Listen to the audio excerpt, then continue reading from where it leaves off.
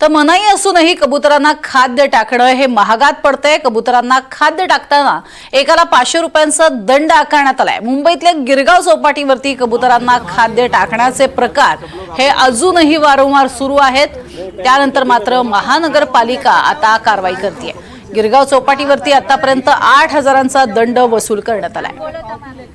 महापालिकेचे आदेश आहेत, मात्र ते झुगारले जात आहेत। गिरगाव चौपाटीवरती कबुतरांना मारवाडी आणि जैन समाजाकडनं कबुतरांना दाणे टाकले जात आहेत। तिथे पालिकेनं पथकच तैनात केलेलं आहे। याचाच आढावा घेतलाय आमचे प्रतिनिधी अनुज रायते यांनी।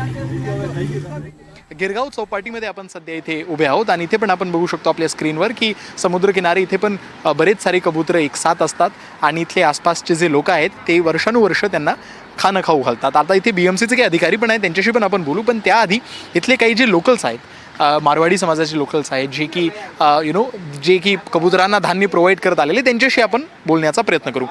सर, आपण इथेच राहता, आपलं नाव सांगा। माझं नाव संजय आहे, मी इकडेच राहतो। किती वर्षांपासून इथे राहता? मी 45 इयर्सपर्यंत इकडे जातो। माझं बॉर्न मुंबईलाच आहे, मी इकडेच राहतो। आपण बघतोय की मागच्या काही महिन्यांमध्ये कबुतरांना धान्य खाऊ घालण्याविरोधातली कारवाई आहे, त्यावर BMCने कडक पावलं उचलण्याचा प्रयत्न केलेला आहे। तर तुम्ही 45 वर्षापासून इथे राहताय, मग तुम्ही कबुतरांना पण बऱ्याच वर्षांपासून बघितलं असेल, तर तुमचा काय एक्सपिरियन्स ह्या पूर्ण इव्हेंटमध्ये? मला असं वाटतं ते ही जे प्रॉब्लेम आता आली आहे ही फक्त आता 2 महिन्यात कोणी उचललेली आहे मंत्रालयामध्ये। त्यानंतर ती प्रॉब्लेमची खूप पुरं मुंबईमध्ये त्याची आता असं मी काय म्हणतो माणसाची मागणी आहे की ते कबूतरला फीडिंग करायचा बंद करा। बट असा काही प्रॉब्लेम नाही। मी ज्याबद्दल माझा जन्म झाला मी बघतो इकडे 45 इयर्सपर्यंत, पण आम्ही लोक टाकतं असा काही प्रॉब्लेम नाही। आम्ही संपूर्ण फिट आहे, असा काही प्रॉब्लेम नाही। देखो बिमारी आहे, बिमारी तो येणारच आहे, ते कुदरत भगवान पाठवतो बिमारी कोणाला कशा, ते भगवान त्याच्या स्वतःवर नाही घेत की काय प्रॉब्लेम कशा येत आहे, ते तर बिमारी येणारच आहे। आणि आपल्याला वाटते की कबूतरचे बिमारी किती पॉईंट मला नाही वाटतं ते होऊ शकतं, असं माझं वाटणं आहे। तर माझा रिक्वेस्ट आहे सरकारनं आणि सर्व मित्रांनो की प्लीज तुम्ही सर्व सपोर्ट करा ही मिशनला आणि कबूतरला फीडिंग आणखीन चालू करा जसा चालू होता।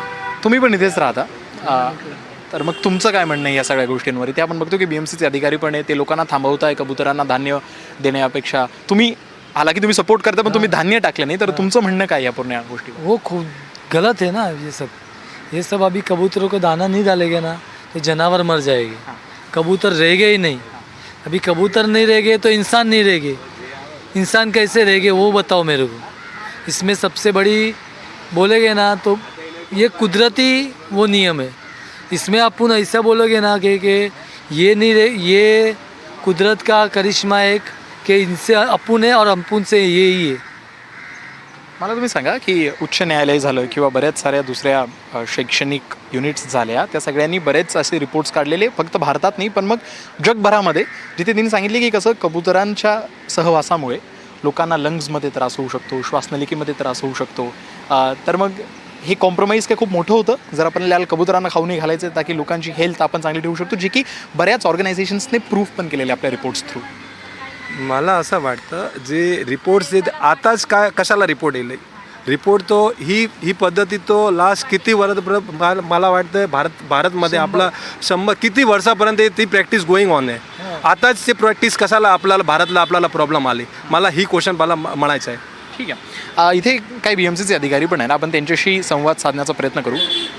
मॅडम, तुम्ही मागच्या 2.5 महिन्यांपासून इथे कार्यरत आहात आणि तुमचा एक्सपिरियन्स कसा राहिलेला आहे? कारण बरेच सारे लोक येत असतील, आता मी बघितले आमच्या समोरच बरेच किती भांडणं झाले, तर मग कसं राहिलं मागच्या 2.5 महिन्यामध्ये तुमच्यासाठी?